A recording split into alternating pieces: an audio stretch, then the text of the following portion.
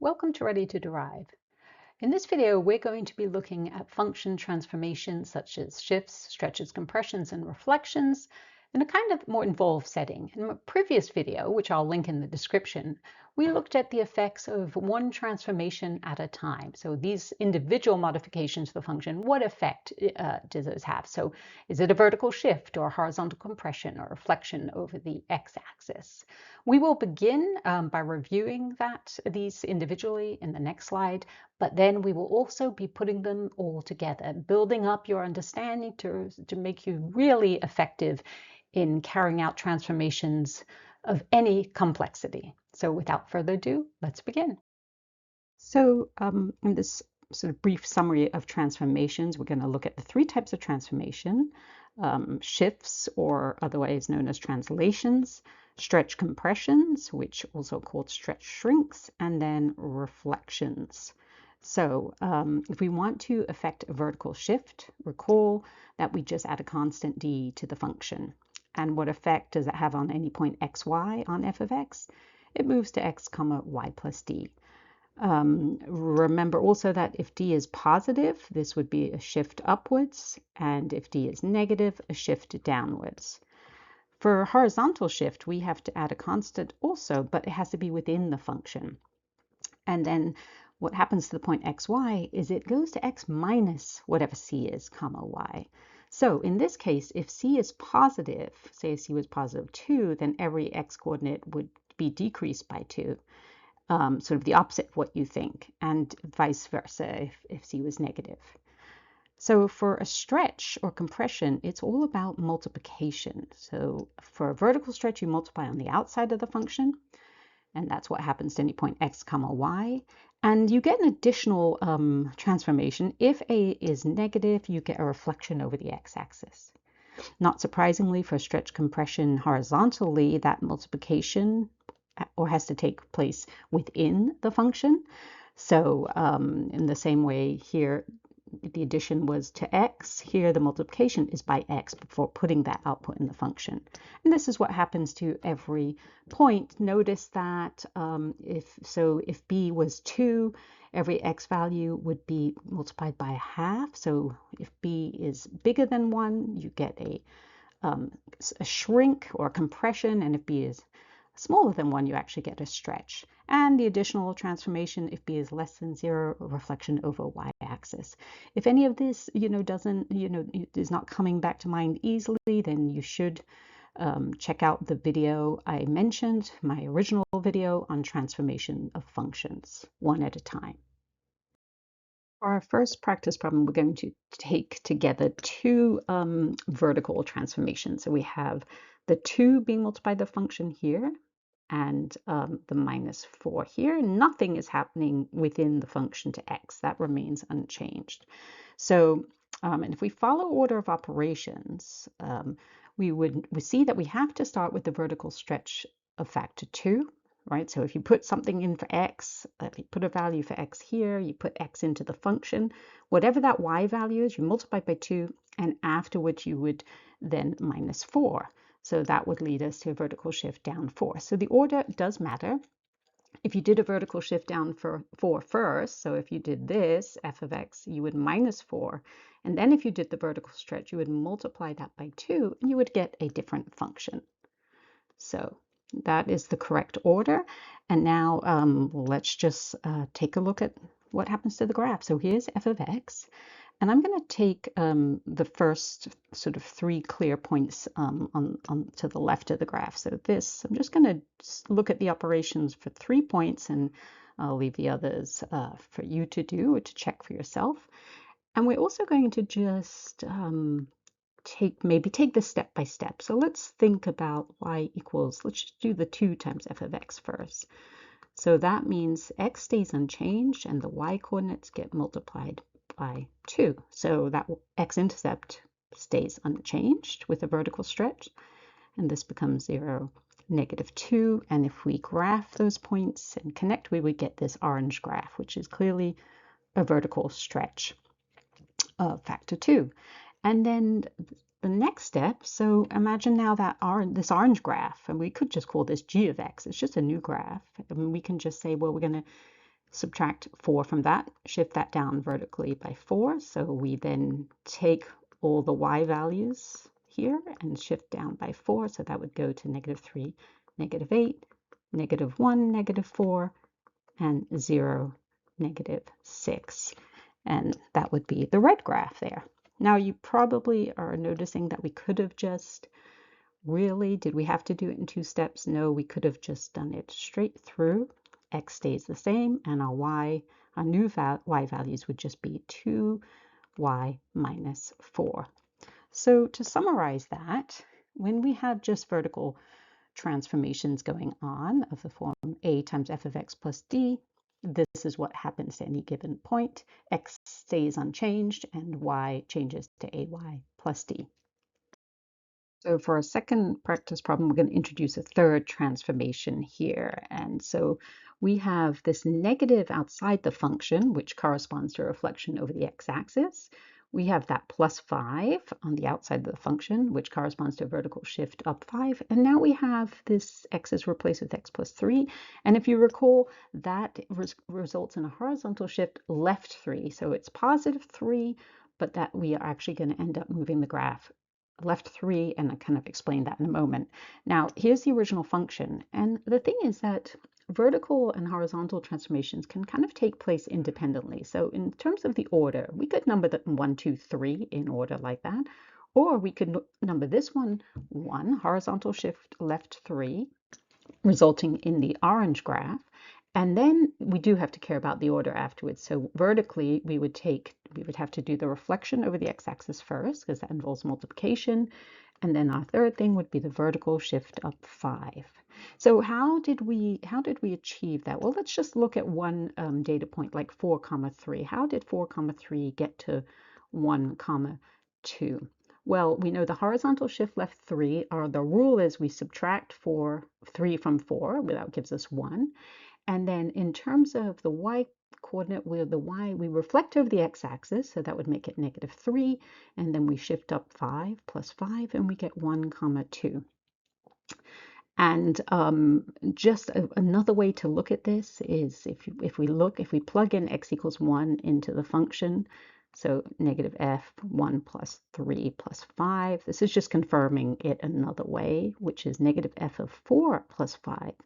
But what is f of 4? Well, according to this, f of 4, when we plug 4 into the function f, it comes out as 3. So therefore, this would give us -3 plus 5, which equals 2. Just confirming that is the reason why, even though it's a plus 3, the graph gets shifted left 3, the opposite of what you think it should be.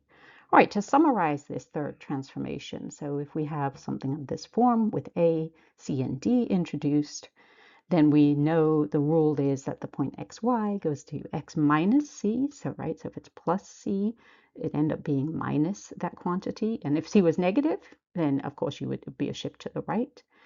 And we took care of A and D before in the previous slides, so that stays as is. Our third practice problem, we're going to take 3 transformations again, but different types this time. So we have here, again, we have some vertical stuff going on and some horizontal stuff because we can treat each independently. Let's start with that half. What is the effect of B being a half in this case? That is going to be a horizontal stretch of factor 2. Remember, it's the opposite of what you think it should be. And because it's inside the function, and then that negative right there, negative, put that in red, and then I'll just erase that. That is going to be a reflection over the y-axis because it's within the function. That's what I would consider horizontal reflection over the y-axis. And then the 2.5 on the outside will be a vertical stretch of factor 2.5. So here's our original graph, and I've created it this time in sort of the order that we can do it. So step 1 would be you do a horizontal stretch of factor 2.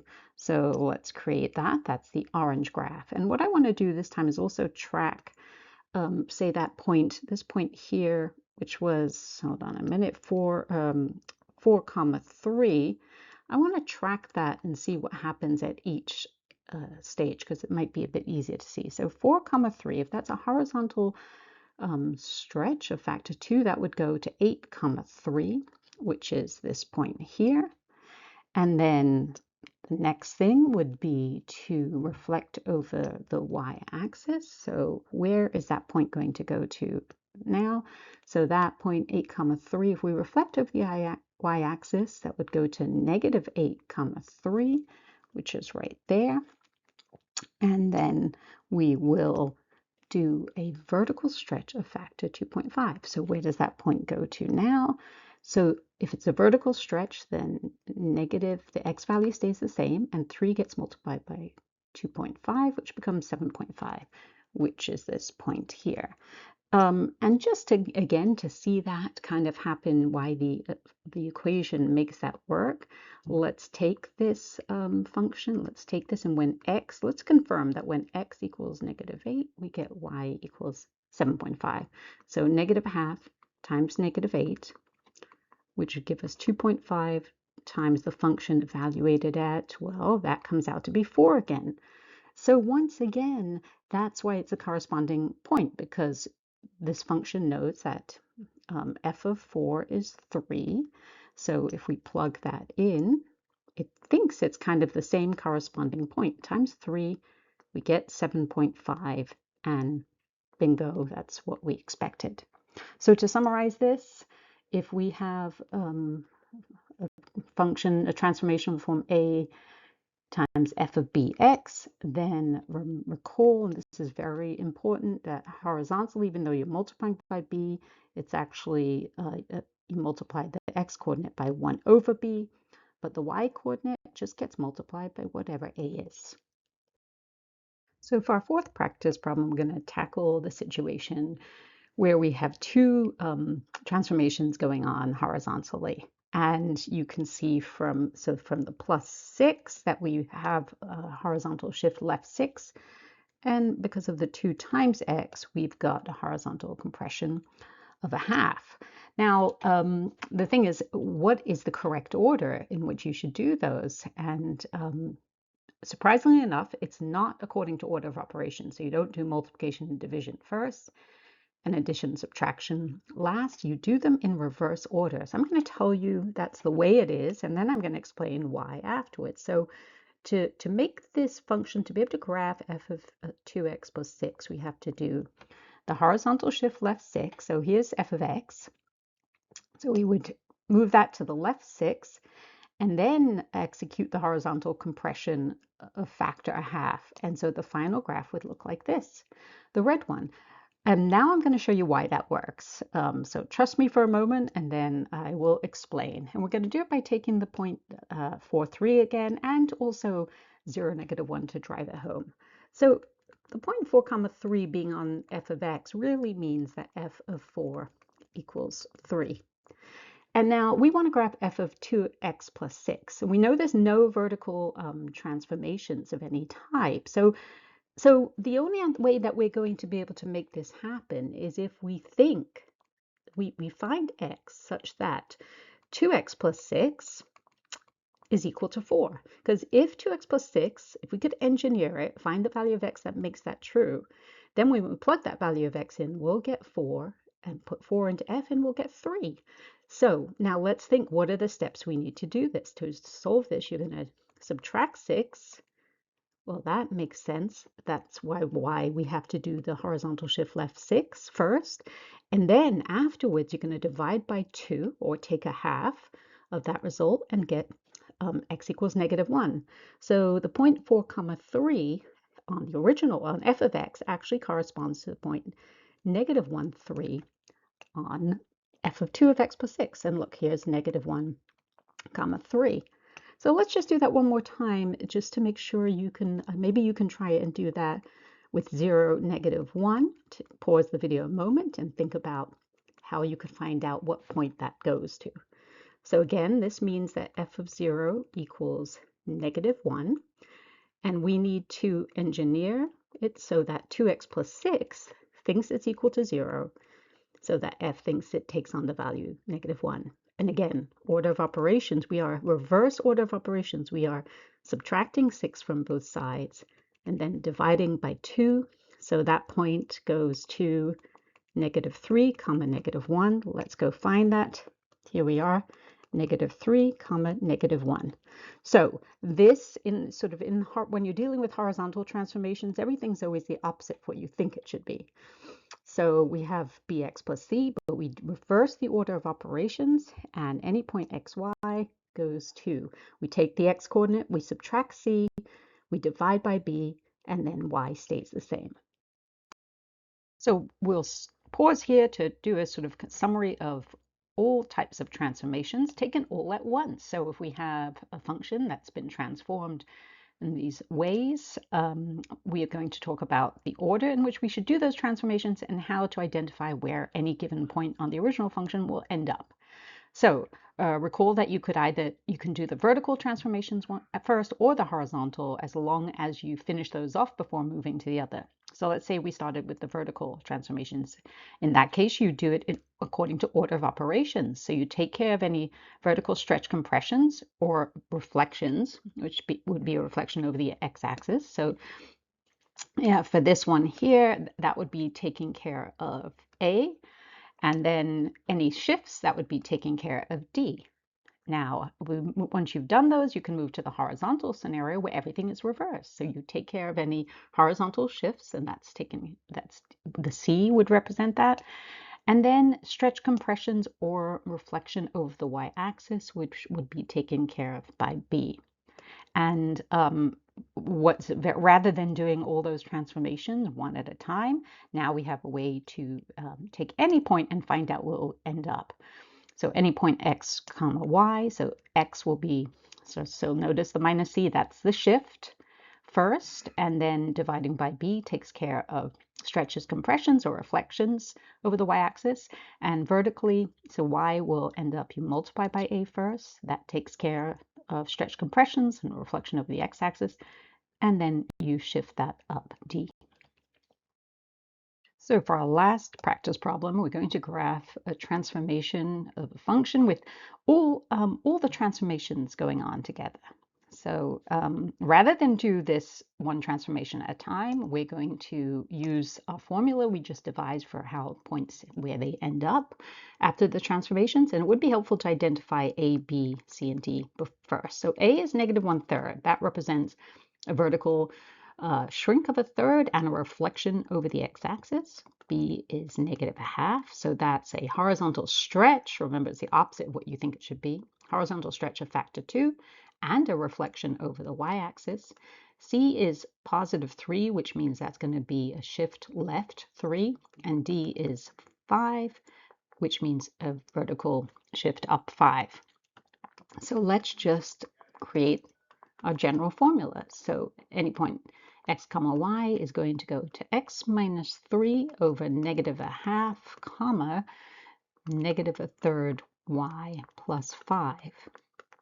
And then we'll just take some points, the 2 points I have indicated. So 4 comma 3, that's this point here. It's not labeled very clearly. That's going to go to 4 minus 3 over -1/2, which is the same as multiplying by -2.